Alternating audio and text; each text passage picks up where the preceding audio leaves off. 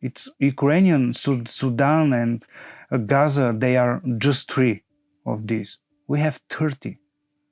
And even with all of this data, okay, many citizens are not reading news or they don't care, they are apathetic for decision making, but the decision makers are, even they are not well prepared and well informed because of that gap. And that gap created after the illusion that we are living in long peace and the war is something illusional behind us. It's part of the life of our grandfathers and grandmothers, and nothing will happen in our part of the world. And we are seeing that's not true. So, yeah, this gap should be filled very fast. Yeah, because as we were believing in something else, someone else was preparing for the war. And absolutely. The let's say the other side or the other camp is already prepared. Yes, they have no social spending like European spending. So the level of quality of life is absolutely different. That's true. But in the same time, the other side, even China, they are spending billions just for defense and creating programs how to influence other societies, like all of these important and wide information operations like Doppelganger or Matryoshka or different other local and European-wide campaigns that are actually influencing even electoral process, which is the main thing. If you have political allies in the parliament, it's much easier to achieve your strategic and defense goals. And is there such thing as dual use, or now we should really focus on defense and then consider the rest of the areas for improvement? Oh, definitely the hybrid warfare, which is, I'm not sure why, still consider something different than making war. For military, hybrid warfare is the same thing. It's war without war.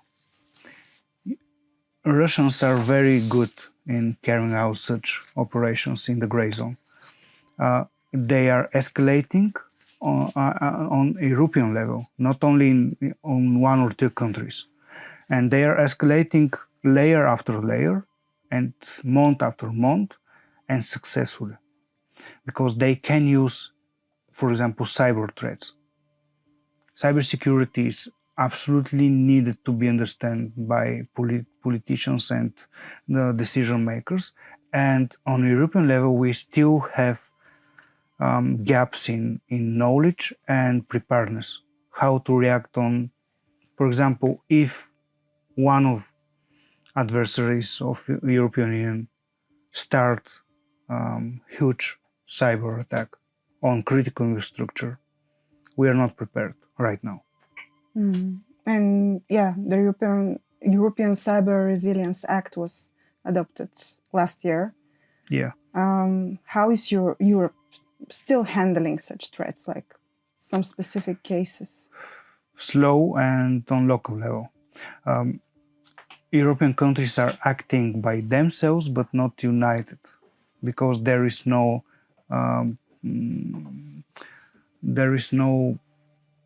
unified effort or program to exchange this experience and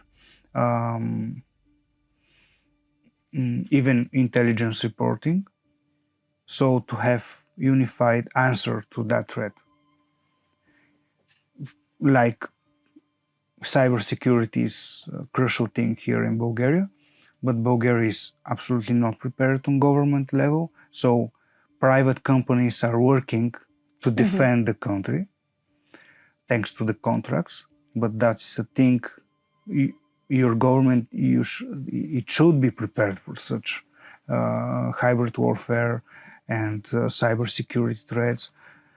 But other countries are better prepared, but we don't have the European level preparedness. Yeah. And which countries are prepare Czech the best. Republic, for example, mm, France is also well prepared. They have very good experience in the recent years in deterring hybrid warfare efforts and debunking, which is very important for society, how to react on such disinformation campaign. It's a question of education, which is also we are lacking behind, even neighbors. What kind of strategies have you found most effective in tackling disinformation campaigns?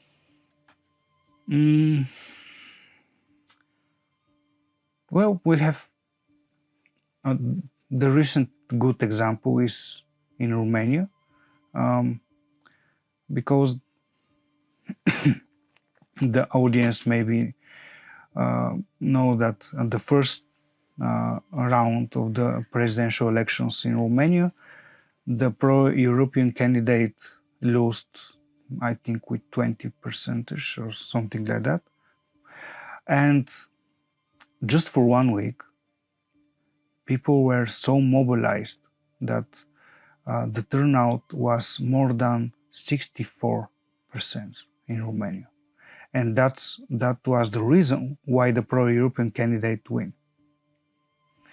The disinformation is very successful when the society is apathetic and don't have the will to defend itself, or at least to check the sources of the information. And if you're just as passionate about innovation as we are, hit subscribe for the Recursive podcast on YouTube or your favorite podcast platform. We're everywhere.